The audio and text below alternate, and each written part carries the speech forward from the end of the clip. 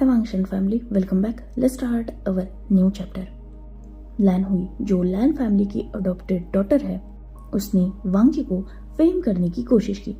First time लैन family में तो वो सक्सेसफुल हो गई और वांगजी, जिसकी कोई गलती नहीं थी, उसे लैन कुरैन और लैनी मतलब उसी के बायोलॉजिकल पेरेंट्स ने घर से बाहर निकाल दिया। पर वे फैमिली की पार्टी में ऐसा नहीं हो पाया क्योंकि इस बार वांगजी के पास उसका गार्डियन एंजल वी वुशियान था, जिसने न सिर्फ लैन हुई का सच सामने लाया बल्कि वांगजी को इनोसेंट प्रूव भी किया।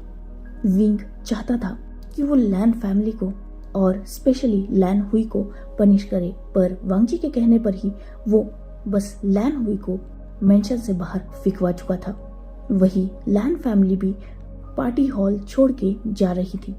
विंग, जिसने जब ये देखा, उसके फेस पर एक हल्की सी स्माइल आ गई। देन उसने पीछे मुड़ के देखा जहाँ वांगजी की नजर अभी भी डोर की तरफ थी जहाँ से लैन फैमिली निकल रही थी। विंग, जिसने एक डीप ब्रीथ ली और वो वांगजी की तरफ अपने कदम बढ़ा चुका था, उसने वांगजी के हाथ को होल्ड किया और उसके फिंगर्स में अपने फिंगर्स को इंटेंगल किया। जैसे ही वांगजी ने अपने हाथ पे किसी की ग्रिप फील की, उसने तुरंत विंग की तरफ देखा जिसके फेस पर एक हल्की सी स्माइल थी। विंग, जो ऑलरेडी वांगजी की आंखों में वो आंसुओं की परत देख चुका था, उसने वांगजी से अपनी नजर हटाई और अपने फादर की तरफ देखा जो ऑलरेडी वहाँ साइड में ही खड़े थे। डैड, पूरी तरीके से हेडेक हो रहा है, नीड सम फ्रेश एयर, तो प्लीज आगे का संभाल लोगे। विंग, जो थोड़ा टायर्ड लग रहा था, साथ ही उसके फेस पर पाउट था, जिसे देखकर वी चांसे को हल्की सी हंसी आ गई और उन्होंने विंग को बस नोट कर दिया। विंग ये देखकर बस एक हल्की सी स्माइल करता है और वो वैसे ही वांगजी का हाथ होल्ड किए पार्टी हॉल से जाने के लिए अपने कदम बढ़ा चुका था। वही वांगजी, जो किसी लॉस्ट पपी की तरह विंग को फॉलो कर रहा था, उसकी नजर विंग और वांगजी के उन जॉइंट हाथ पर थी जहां विंग ने कितनी कॉन्फिडेंटली और कितनी स्ट्रांगली उसके हाथ को होल्ड करके रखा है, जिसे देखकर उसके फेस पर एक हल्की सी स्माइल थी, एक ब्रोकन स्माइल। वो दोनों अभी कुछ ही कदम आगे बढ़े थे तब शुयांग की आवाज विंग को रोक चुकी थी, जिस वजह से वांगजी भी रुक गया। विंग, जिसने टर्न होके शुयांग की तरफ देखा, शुयांग, जिसने तुरंत विंग की तरफ कुछ थ्रो किया, विंग, जिसने उसे कैच किया, देन उसे देखा, वो एक कार की थी। शुयांग ने स्माइल के साथ कहा, ये तुम्हारा गिफ्ट है मेरे और शाओशिनचन की तरफ से, एंजॉय योर राइड। विंग, जिसने नोट करके स्माइल की, थैंक्स काका, you are the best. No, my mistake, you both are best. इतना बोलकर उसने शाओशिनचन को भी एक स्माइल दी। उन दोनों ने नोट किया। देन विंग वहां से सीधा डोर के पास पहुंचा। उसने एक सर्वेंट को देखा और उसे अपने पास बुलाया। विंग ने उससे कुछ कहा, देन वो वांगजी को लेकर बाहर निकल गए। बाहर जो ब्रांड न्यू कार खड़ी थी, विंग ने उसके पैसेंजर साइड डोर को ओपन करके वांगजी को अंदर बिठा दिया। वो सर्वेंट, जो अब तक वहां भागते हुए आ चुकी थी, उसने विंग को कुछ चीजें दी। विंग ने वो चीजें ली, उसे कार की बैक सीट पर रख दिया। देन वो खुद ड्राइविंग सीट पर बैठ गया और उसने कार स्टार्ट कर दी। वो दोनों भी वहां से निकल चुके थे। जैसे ही उन्होंने वह मेंशन के गेट से बाहर अपनी नजर डाली, वहां ऑलरेडी लैन फैमिली और लैन हुई मौजूद थी। शायद उनमें आर्ग्यू चल रहा था, पर खैर इस बात से अब ना विंग को फर्क पड़ता था ना वांगजी को। पर कहीं ना कहीं उसको उन लोगों को ऐसे देखकर विंग की एक नजर वांगजी की तरफ जा ही चुकी थी, जो उन्हीं लोगों को देख रहा था। उसके फेस की वो सैडनेस कहीं ना कहीं विंग नोटिस कर चुका था, इसीलिए उसने कार की स्पीड को थोड़ा बढ़ाया ताकि वो जल्द से जल्द यहाँ से निकल सके। करीबन 1 घंटे की लॉन्ग ड्राइव के बाद वो दोनों भी एक ब्यूटीफुल प्लेस पर थे। ये एक सी साइड प्लेस थी और सच में बहुत ज्यादा खूबसूरत थी। मून, जिसका रिफ्लेक्शन उस पानी में नजर आ रहा था और उस समंदर का पूरा पानी जैसे चमक रहा था। हल्की सी ठंडी हवा थी और वेदर बहुत ज्यादा खूबसूरत था। मोस्ट इम्पोर्टेंटली यहाँ आसपास कोई नहीं था। वांगजी और विंग में पूरे रास्ते एक भी बात नहीं हुई थी। इवन वांगजी ने विंग की तरफ देखा भी नहीं था, उसकी नजर बाहर की तरफ थी।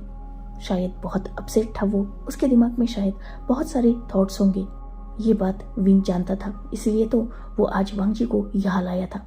जब विंग ने कार स्टॉप की तब जाकर कही वांगजी ने विंग की तरफ एक क्वेश्चनिंग लुक दिया था। विंग जिसने वांगजी को कुछ भी आंसर नहीं किया, बस बैक सीट से एक बॉक्स आगे लिया। वांगजी ने देखा कि वो फर्स्ट एड किट है।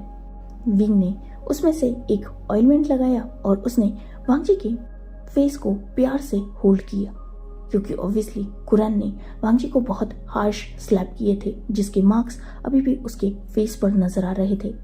विंग ने वांगजी के फेस पर ऑइलमेंट अप्लाई करना स्टार्ट किया, बहुत हल्के हाथों से, ताकि वांगजी को दर्द ना हो। वांगजी ने जब विंग के फिंगर्स को अपने फेस पर फील किया, उसने एक सॉफ्ट स्माइल के साथ अपनी आईज क्लोज कर ली थी, जैसे उसे सुकून मिल रहा हो। विंग ने जब ये देखा, उसने हल्की सी स्माइल की। थैंक्स शायद बहुत छोटा वर्ड होगा ना। जैसे ही वांगजी की ये बात विंग ने सुनी थी, उसका ध्यान जो अब तक वांगजी की चोट पर था, उसने वांगजी की आंखों में देखा। एक कंफ्यूजिंग लुक था विंग के फेस पर।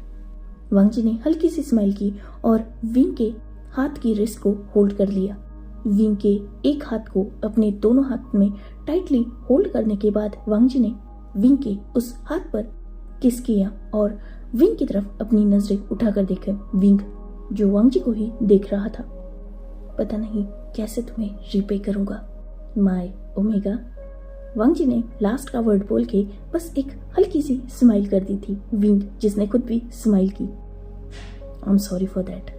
एक्चुअली हमारी हरकतें लवर्स वाली थी ना, इसलिए पार्टी में सबको गलत हिंट मिला और पूरे पार्टी हॉल ने हम दोनों के रिलेशनशिप को गलत समझ लिया। तुम्हें इनोसेंट प्रूव करना था, इसलिए उस बात का बस फायदा उठाया और तुम्हें अपना अल्फा बोला। बाद में मुझे डर लग रहा था कि अगर तुम सबके सामने रिफ्यूज कर दोगे तो मेरी इज्जत का कचरा हो जाएगा, बट थैंकफुली तुमने भी मेरा साथ दिया, जिस वजह से मैं बच गया। वांगजी ने जब ये सुना, उसने जस्ट नोट किया। I understand. वैसे मुझ पे इतना स्ट्रॉन्ग बिलीव करने की कोई वजह? ये सुनकर विंग ने आंसर किया, ऑब्वियसली है, तुम्हारे कैरेक्टर और तुम्हारी पर्सनालिटी पर मैं कभी भी डाउट नहीं कर सकता। इतने मंथ हो गए हम दोनों साथ में हैं, आज जाकर कहीं मुझे तुम्हारी रियल आइडेंटिटी पता चली है और तुम्हें मेरी रियल आइडेंटिटी पहले दिन से पता है। मेरे साथ एक ही घर में रहते हो तुमने आज तक ना मेरे साथ मिसबिहेव करने की कोशिश की है और ना ही मैंने इवन तुम्हें ऑफिस में भी ओमेगा से बात करते हुए देखा भी है। तुम सिर्फ अपने काम से काम रखते हो। मैं ही एक अकेला हूँ शायद इस दुनिया में जिसके साथ तुम फ्रेंडली बॉन्ड शेयर करते हो। तो ऑब्वियसली वी वुशियान अपने दोस्तों पर इतना यकीन तो करता है।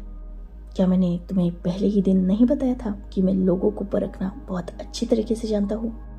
तुम उस टाइप के नहीं हो जो अल्फा ओमेगास की तरफ ठीक से नजर उठा के नहीं देखता, वो किसी ओमेगा को छुएगा, ये नहीं हो सकता। और वैसे भी उस घटिया ओमेगा ने अपने ही मुंह से अपना सच बोला था। विंग की ये बात सुन के वांगजी थोड़ा कंफ्यूज हो गया। विंग जो समझ गया, उसने हल्की सी स्माइल के साथ वांगजी को आंसर किया। क्या तुमने सुना नहीं उसने क्या कहा था? उस बेवकूफ ने अपना झूठा सच बताते हुए गलती से ये बोल दिया कि तुम और मैं प्यार करते हैं और तुम्हारे पास वे फैमिली का सपोर्ट है। जैसा कि मैंने तुम्हें कहा, हम दोनों की हरकतें लवर्स वाली थी, जिस वजह से पूरे पार्टी हॉल के सामने हमारा रिश्ता गलत तरीके से पोर्ट्रेट हुआ और वही गलत फहमी उसने भी पाल ली कि हम दोनों लवर्स हैं, जो कि हम नहीं हैं। जहाँ तक मैं तुम्हें जानता हूँ, तुम झूठ नहीं बोलते, तो तुम उसे ऐसा कभी नहीं कहोगे कि हम दोनों में कोई रिश्ता है। झूठ तो मैंने उसका वही पकड़ लिया था। रही बात प्रूफ्स की, तो मुझे तुम पे बिलीव करने के लिए उन प्रूफ्स की जरूरत भी नहीं थी, पर पूरे पार्टी हॉल को थी, इसीलिए मैंने उन सब के सामने प्रूफ्स रखे। वांग जी जिसने स्माइल की, ऑब्वियसली उसे विंग पर कोई डाउट नहीं है। आफ्टर ऑल फर्स्ट मीट में ही विंग बस वांग जी की आइडेंटिटी छोड़ के उसके बारे में लगभग सब कुछ पता कर चुका था, ये भी कि वो हर्ट है। सच में विंग एक्स्ट्रा ऑर्डिनरी है। चीज़ों को ध्यान से ऑब्जर्व करके वो सामने वाले के बारे में बहुत कुछ पता कर सकता है, जैसे उसने फर्स्ट टाइम वांग जी के साथ किया और जैसे उसने आज लैन हुई के साथ किया। जहाँ पूरा पार्टी हॉल लैन हुई की एक्टिंग और उसके आंसुओं पर बिलीव कर रहा था, वही विंग बस लैन हुई को ध्यान से ऑब्जर्व कर रहा था और उसने फाइनली वांग जी को इनोसेंट प्रूव कर दिया। वांग जी जो ये सब कुछ सोच रहा था, वही विंग जिसने वांग जी के हाथ से अपना हाथ छुड़ाया और उसने फिर से वांग जी के फेस पर वो ऑयलमेंट अप्लाई करना स्टार्ट किया। अब उन दोनों में बिल्कुल खामोशी थी। वांग जी की नज़र जहाँ विंग के फेस की तरफ थी, वही विंग जो वांग जी की इंजरी पर ज़्यादा ध्यान दे रहा था। कुछ देर बाद विंग ने जब ठीक से वांग जी को ऑयलमेंट अप्लाई कर दिया तो उसने अपना हाथ वांग जी के फेस से हटा दिया। विंग जो कार से बाहर निकला, उसने सबसे पहले अपने हाथों को क्लीन किया, देन वो वांग जी के साइड का डोर भी ओपन कर चुका था। उसने वांग जी का आर्म पकड़ा और उसे बाहर निकाला। विंग जिसने बाद में कार की बैक सीट से कुछ निकाला। वांग जी जो विंग की तरफ ही देख रहा था। विंग जिसने हेडफोन से अपने ईयर्स को कवर कर लिया और साथ ही उन हेडफोन की वायर्स को अपने मोबाइल से कनेक्ट किया। देन उसने वांग जी की तरफ देखा। ये मेरी फेवरेट प्लेस है। इसकी स्पेशलिटी ये है कि यहाँ तुम कितना भी चीखो चिल्लाओ, कोई तुम्हें सुनने वाला नहीं है सिवाय इस समंदर के। Take your time. रही बात मेरी, तो वेदर अच्छा है तो इसे एंजॉय करना चाहता हूँ कुछ म्यूजिक के साथ। विंग जिसने अपनी बात कंप्लीट की और अपने मोबाइल का डिस्प्ले वांग जी को शो किया, जिस पे वो ऑलरेडी हाई वॉल्यूम में सॉन्ग प्ले कर चुका था। उसने एक हल्की सी स्माइल की और वो जाके कार की ड्राइविंग सीट पर बैठ गया। उसने कार की रूफ को ओपन कर दिया और अब वो खुला आसमान देख सकता था। उसने सीट को थोड़ा पीछे एडजस्ट किया और अपनी आईज को क्लोज कर लिया। वही वांग जी जो विंग की तरफ ही देख रहा था। सच में ये पर्सन अपनी एज से कुछ ज़्यादा ही सेंसिबल है, मैच्योर है। इंसान उसके इमोशंस, उसकी फीलिंग्स को बहुत अच्छी तरीके से समझता है और उसकी कदर भी करता है। वांग जी जिसने विंग की तरफ देखकर बस एक हल्की सी स्माइल की, देन वो कार की बोनेट की तरफ लीन हो गया। वो लगभग लेट चुका था और उसकी नज़र भी आसमान की तरफ थी।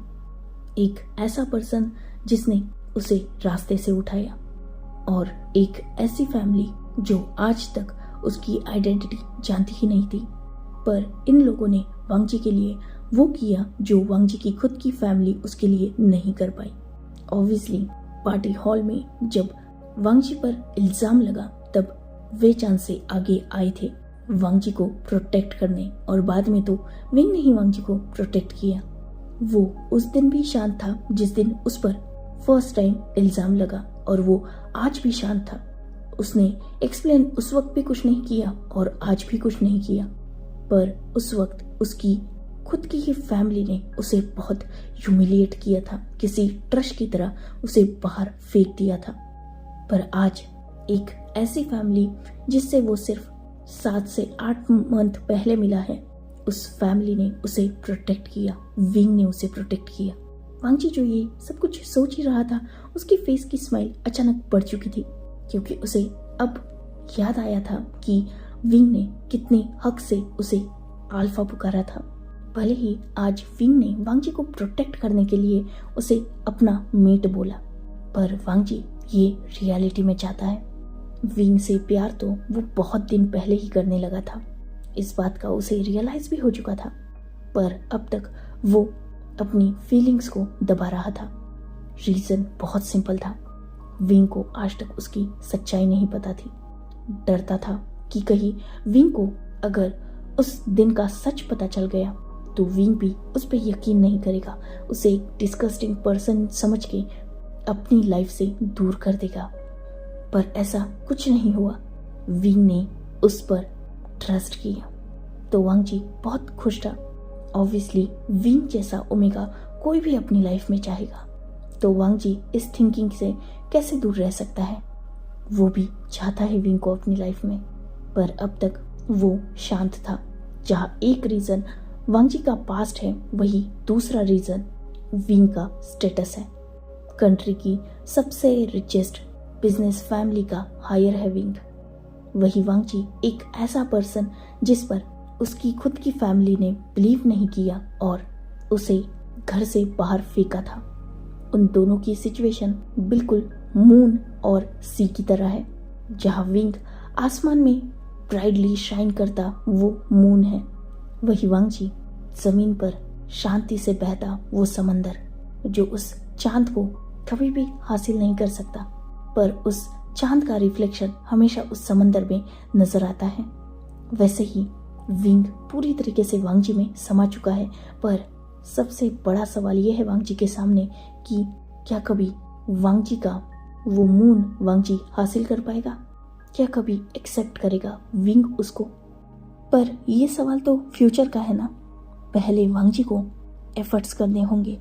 अगर विंग को अपनी लाइफ में लाना है तो उसे सबसे पहले खुद पे बिलीव करके खुद का स्टेटस बनाना होगा। वो विंग के काबिल बनेगा ताकि विंग उसे एक्सेप्ट करे। वो अब तक डरता था कि कहीं विंग उससे दूर ना हो जाए, पर आज जब उसने विंग को देखा, जब विंग उसे स्ट्रांगली प्रोटेक्ट कर रहा था, जब विंग उसे खुद का अल्फा पुकार रहा था, कहीं ना कहीं वो सारे सीन्स वांग जी के दिल में छप चुके हैं।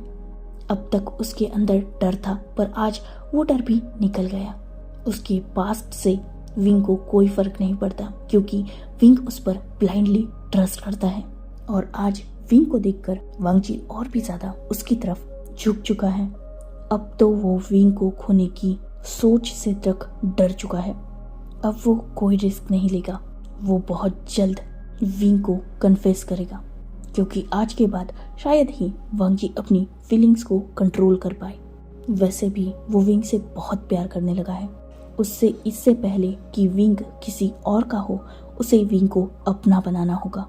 वांग जी जो यही सब कुछ सोच रहा था, आज तक वो जिस डर के साए में जीता आया था, इस बात का डर कि कहीं विंग को उसकी सच्चाई ना पता चल जाए, हमेशा ये बात उसके दिल पर किसी बोझ की तरह थी, जो आज फाइनली उतर चुका था।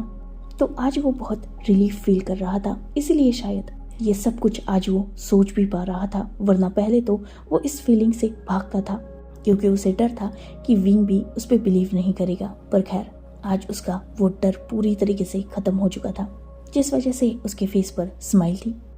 वैसे अब यहाँ आए बहुत देर हो चुकी थी ना, रात के लगभग 2 बज चुके थे। वांग जी जो अब पहले से ज्यादा फ्रेश और रिलैक्स फील कर रहा था, वो उठ चुका था। उसने पीछे मुड़ के विंग की तरफ देखा, जो अभी भी आईज क्लोज किए म्यूजिक सुन रहा था। विंग जानता था कि वांग जी को बस खुद के साथ वक्त की थोड़ी जरूरत है, उसे थोड़ी प्राइवेसी चाहिए, इसलिए विंग वांग जी को यहाँ लाया था। और कहीं ना कहीं विंग का ये मूव बहुत पॉजिटिव था वांग जी के लिए। वांग जी जो जब यहाँ आया तब बहुत ज़्यादा सैड फील कर रहा था, अपसेट था वो, पर अब उसके फेस पर कामिंग स्माइल है। विंग के साइड आकर वांग जी ने विंग के शोल्डर पर हाथ रखा। विंग जो तुरंत अपनी आईज ओपन कर चुका था और उसकी नज़र वांग जी की तरफ गई, जो एक सॉफ्ट स्माइल के साथ विंग की तरफ ही देख रहा था। विंग जो समझ चुका कि फाइनली वांग जी अब रिलैक्स है, वो तुरंत ही उठ गया। वांग जी ने कार का डोर ओपन किया और विंग कार से बाहर आया।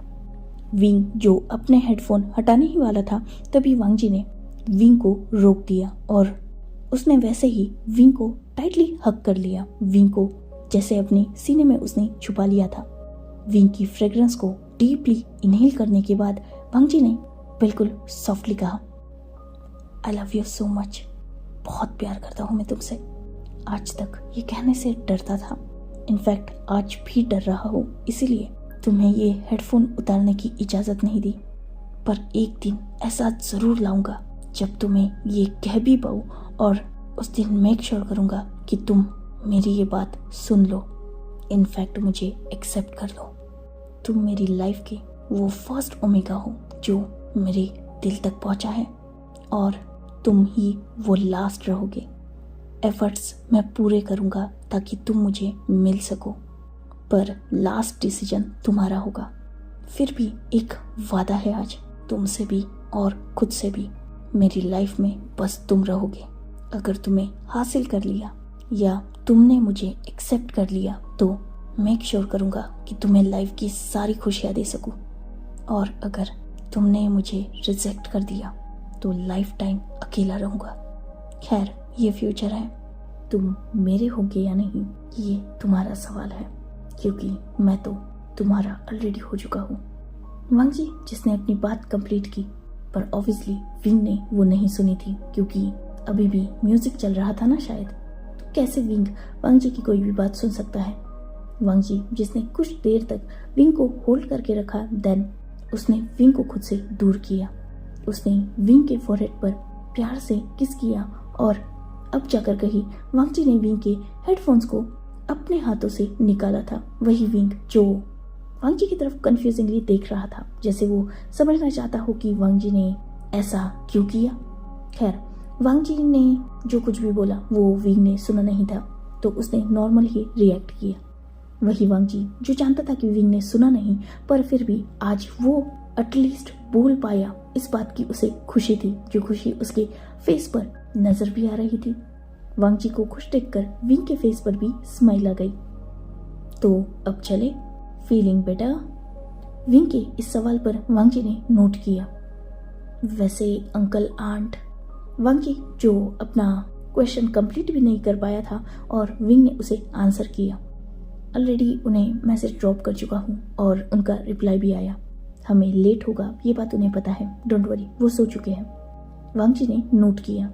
देन वांग जी और विंग दोनों भी कार में बैठ गए। विंग जो ड्राइव कर रहा था और उसकी नज़र रोड पर थी, वही वांग जी जो पहले बहुत ज़्यादा अपसेट था और आते वक्त वो बस बाहर देख रहा था और सोच में खोया हुआ था, पर अब जब वो जा रहा है तब उसके फेस पर ना सिर्फ स्माइल है बल्कि दिल में सुकून भी है। और अब उसकी नज़र बाहर तो डेफिनेटली नहीं है, इनफैक्ट वो नज़र विंग की तरफ है। विंग भी कहीं ना कहीं ये बात नोटिस कर चुका था, इसलिए उसने वांग जी की तरफ देखा। वांग जी जिसने बस एक स्माइल की, देन उसने विंग से अपनी नज़र हटाकर वो भी रोड की तरफ देखने लगा। 10 साल तक मैं अब्रॉड में था स्टडी के वजह से। बहुत खुश था मैं जब अपनी कंट्री वापस आया। फैमिली से मिलने के लिए बहुत एक्साइटेड था। मैं इवनिंग के पहुंचा था और सीधा लैंड मैंशन गया। वहाँ अपनी मदर फादर से मिला। मेरे गगा और मेरे ब्रदर इन लॉ उस वक्त लैंड मैंशन में नहीं थे, वो कहीं बाहर गए थे कुछ काम के चलते, और नेक्स्ट डे इवनिंग को आने वाले थे। उनसे मिलने के लिए भी मैं बहुत ज़्यादा एक्साइटेड था, क्योंकि मेरे गगा और उनके मेट के साथ मेरा रिलेशनशिप बहुत अच्छा है। इनफैक्ट पूरी लैंड फैमिली में बस मेरे गगा ऐसे हैं जो मुझे समझते हैं। मैंने उस नाइट अपनी फैमिली के साथ डिनर किया और अपने रूम में गया, फ्रेश होकर सो गया। नेक्स्ट मॉर्निंग उठा और डेली रूटीन फॉलो करते हुए बात लेकर जस्ट बाहर आया था, तभी रूम के डोर पर नॉक हुआ। डोर ओपन किया तो सामने वही बेहुदा लड़की थी। ऑब्वियसली मैंने बात लिया था तो मेरे हेयर्स वगैरह थोड़े गीले थे, साथ ही क्लोथ्स ठीक से पहन नहीं पाया था, बस पैंट ठीक से पहनी थी और शर्ट के कुछ बटन्स भी ओपन थे। वो लड़की मुझे ऊपर से नीचे तक देख रही थी, जो मुझे बिल्कुल पसंद नहीं आया। मैंने उससे पूछा कि वो क्यों आई है, तब उसने मुझसे कहा कि ब्रेकफास्ट पर मुझे बुलाया गया है। मैंने नोट किया और सबसे बड़ी गलती ये की कि रूम के डोर को बस पुश किया, उसे लॉक नहीं किया। मैं जो पलट गया था और खुद को रेडी कर ही रहा था, तभी रूम का डोर फिर से ओपन हुआ। मेरा ध्यान नहीं था उस तरफ, पर अचानक मुझे अपनी बॉडी पर किसी के हैंड्स फील हुए। मैंने तुरंत उस लड़की के हाथ की रिस्ट को पकड़ के उसे पीछे की तरफ पुश कर दिया। वो लड़की जो मुझे अजीब नज़रों से देख रही थी, जो मुझे बहुत डिस्गस्टिंग लग रहा था। ऑब्वियसली एक अल्फा हूँ मैं, ओमेगा की नज़रों को पहचानना आता है मुझे, खासकर ऐसे घटिया ओमेगास को, क्योंकि अब्रॉड में रहा था। बहुत सी बार ये सब कुछ हो चुका था मेरे साथ, तो मुझे ज़्यादा वक्त नहीं लगा उसके इंटेंशंस पहचानने में। मैंने उसे गुस्से से बोला कि वो रूम से निकल जाए। उस वक्त उसे देखकर बहुत ज़्यादा गुस्सा आ रहा था मुझे, पर वो बेहुदा लड़की मेरी तरफ बढ़ रही थी। इवन उसने अपने हाथ को मेरे शर्ट के अंदर डालने की कोशिश की, जिससे मैंने रोक दिया और उसे पुश कर दिया और उसे बिहेव करने के लिए बोला। पर उस लड़की में शायद ईगो और एटीट्यूड कुछ ज़्यादा ही था, या शायद सेल्फ कॉन्फिडेंस, अपनी खूबसूरती का कुछ ज़्यादा ही गुरूर था उसे लगा वो मुझे सिड्यूस करेगी और मैं उसके जाल में फंस जाऊंगा। अपने फेरोमोन्स रिलीज करने लगी थी वो मेरे सामने, पर मुझे उन फेरोमोन्स से ही डिस्गस्टिंग फील हो रहा था। वो मेरे पास आई और उसने मुझसे बोला कि मैं शांति से उसकी बात मान लूं और वो मुझे वो सब कुछ देगी जो मैं चाहूँगा। कहीं ना कहीं उसका हिंट मैं समझ चुका था, इसलिए मैं खुद उससे 2 कदम दूर हो गया और उसे बोला कि मैं उसका भाई हूँ, भले ही अडॉप्टेड सही, पर वो मेरी सिस्टर है। तब उसने मुझे रिप्लाई किया, वो भी बहुत एटीट्यूड में, कि कौन सा हम ब्लड रिलेटेड है, हम दोनों में कुछ भी हो सकता है। आफ्टर ऑल वो बहुत ब्यूटीफुल है और मैं बहुत हैंडसम, हम दोनों एक हो गए तो बेस्ट कॉम्बिनेशन होगा। जो सुन के मुझे गुस्सा आया। मैंने गुस्से में उसे अपने आप से दूर पुश कर दिया, जिससे वो इस बार फ्लोर पर गिर गई। शायद इस हरकत ने उसका ईगो हर्ट कर दिया था, जिस वजह से उसने मुझे वार्न किया कि मैं उसके साथ कोऑपरेट करूं, वरना वो मेरी जिंदगी बर्बाद कर देगी। मैंने इस बात को इग्नोर किया और उसे बोला कि वो रूम से बाहर निकल जाए, वरना मैं उसे नहीं छोड़ूंगा। तब वो चुपचाप फ्लोर से उठ गई, इनफैक्ट जाने के लिए मुड़ चुकी थी। और जब मैंने ये देखा, मुझे लगा वो चली जाएगी, इसलिए मैं अपनी शर्ट्स के बटन को लगाने लगा, पर अचानक वो चीखने चिल्लाने लगी। मैंने जब टर्न होके देखा तो वो अजीब हरकतें कर रही थी, अपने ही हेयर्स को बिगाड़ रही थी, और वही सारी हरकतें जो तुमने उस वीडियो में देखी। उस दिन भी उसने सेम प्रिटेंड किया, और मेरा उस दिन लक इतना खराब था कि मैं बात लेके आया था, जिस वजह से मेरी हालत सही नहीं थी। साथ ही वो लड़की भी मेरे पास आई और उसने मुझे 2-3 खरोंचे मार दी।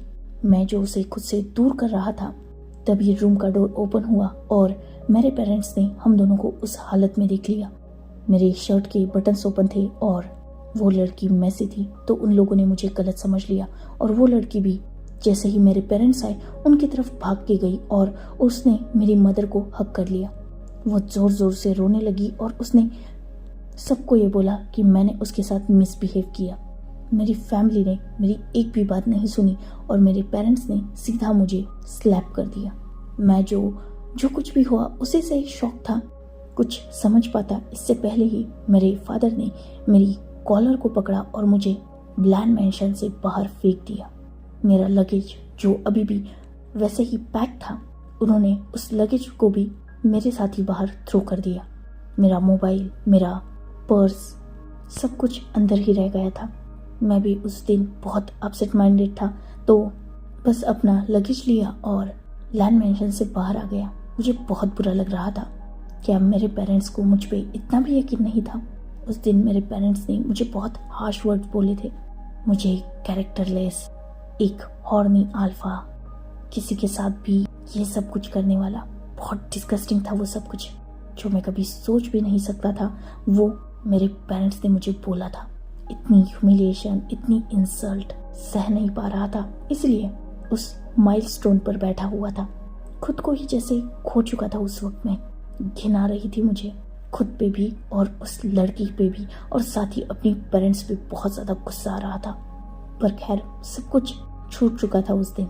एक ही पल में जैसे मेरी जिंदगी सच में बर्बाद हो चुकी थी।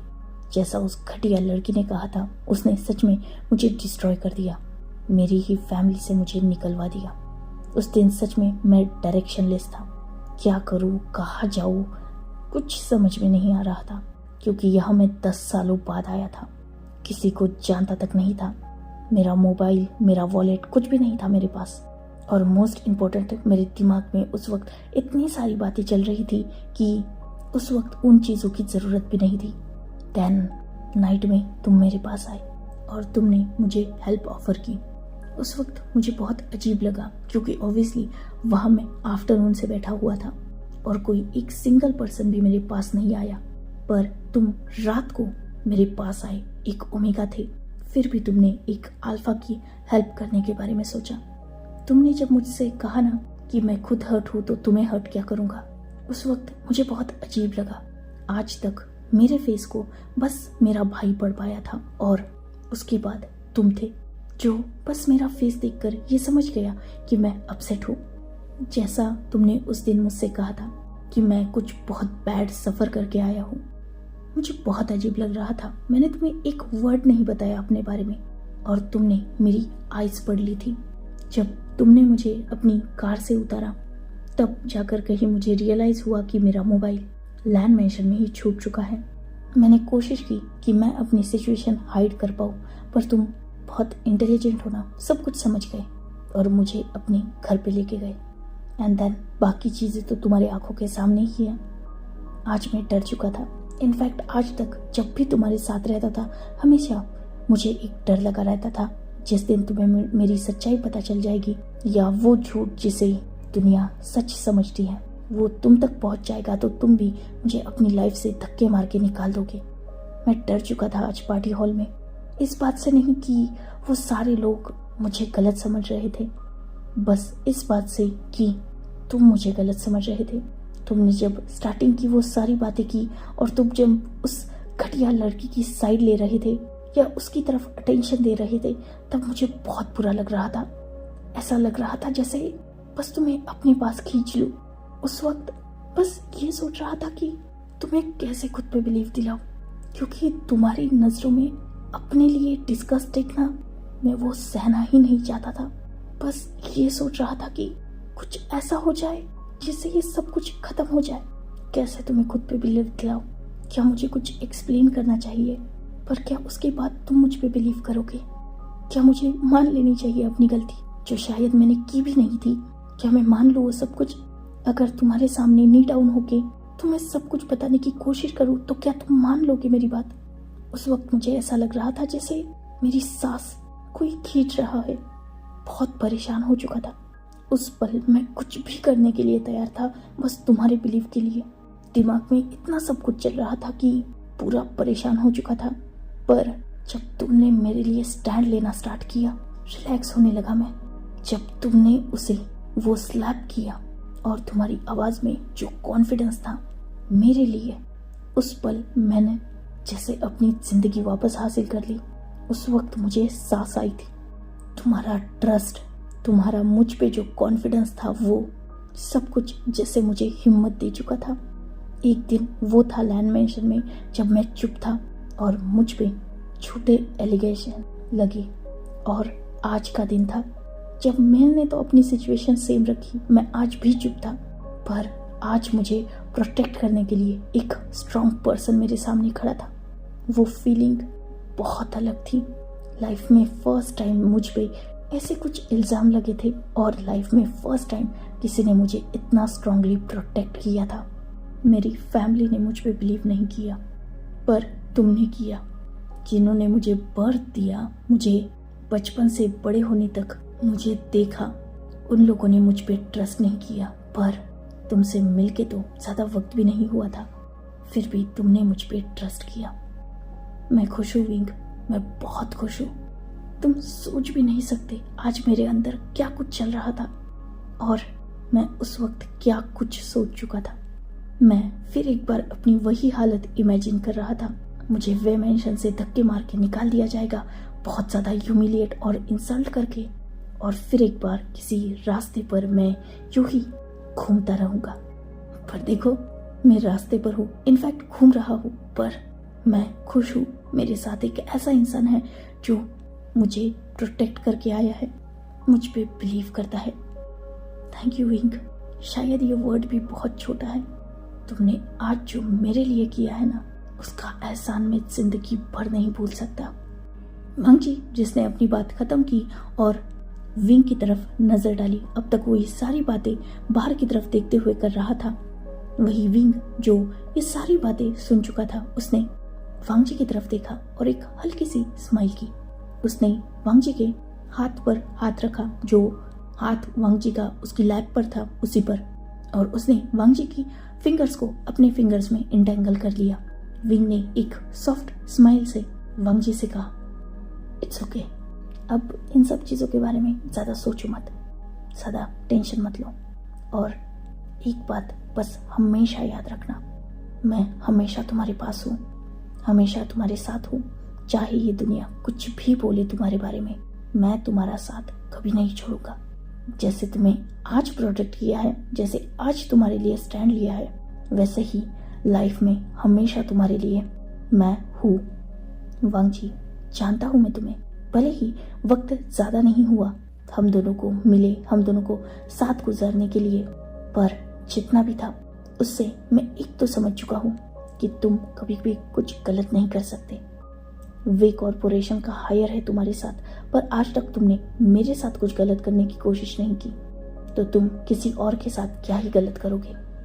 So don't worry, I will believe you and I am always with you. हमारा ये बॉन्ड बहुत स्पेशल है और मैं अपनी तरीके से हर एक कोशिश करूँगा इसे हमेशा कायम रखने की। वांग जी जिसने नोट किया, वो विंग से अपनी नजरें हटाकर दोनों के जॉइंट हाथों की तरफ देख रहा था। डोंट वरी विंग, अब तो कोशिश मैं भी करूँगा जिससे हमारा ये बॉन्ड कभी ना टूटे। कहा ना, अब तक डर था कि तुम्हें मेरा पास्ट पता चल जाएगा तो तुम मुझे डिस्गस्टिंग समझोगे, पर अब मेरे अंदर कोई भी डर नहीं है, तो अब मैं भी कोशिश करूँगा कि लाइफ टाइम तुम्हारा साथ दे पाऊँ। विंग ने इस बात पर जस्ट नोट किया। देन उन दोनों में एक कंफर्टेबल साइलेंट थी। कुछ देर बाद विंग ने एक रेस्टोरेंट के सामने अपनी कार को पार्क किया। वांग जी जिसने जब ये देखा, उसने विंग को एक कंफ्यूजिंग लुक दिया। विंग जिसने स्माइल की और वो कार का डोर ओपन करते हुए ही वांग जी को आंसर कर रहा था। एक्चुअली पार्टी में कुछ खाया नहीं ना, भूख लगी है, दोनों ने भी डिनर नहीं किया, तो चलो डिनर करते हैं। वैसे भी ये मेरा फेवरेट रेस्टोरेंट है, देखा जाए तो ये कपल रेस्टोरेंट है, क्योंकि अक्सर यहाँ कपल आते हैं। अंदर कैंडल लाइट डिनर का ब्यूटीफुल सेटअप होता है। आज तक यहाँ अकेला ही आया हूँ, पर आज फर्स्ट टाइम किसी के साथ आया हूँ, तो चलो। वांग जी जिसने नोट किया और वो भी कार से नीचे उतर गया। देन वो दोनों भी रेस्टोरेंट के अंदर गए। सच में यहाँ बहुत खूबसूरत कैंडल लाइट डिनर का पूरा सेटअप था। उन दोनों ने भी एक टेबल सिलेक्ट की जो कॉर्नर पे थी और दोनों भी वहाँ बैठ चुके थे। एक वेटर आया, उन दोनों ने अपना ऑर्डर प्लेस किया। देन वो दोनों भी नॉर्मली एक दूसरे से बातें करने लगे। So enough for today, let's take a break. Next chapter in next video. If you like my explanation, like, comment and subscribe my channel. Hopefully you all are enjoying this fan fiction. Goodbye, take care, enjoy your beautiful life.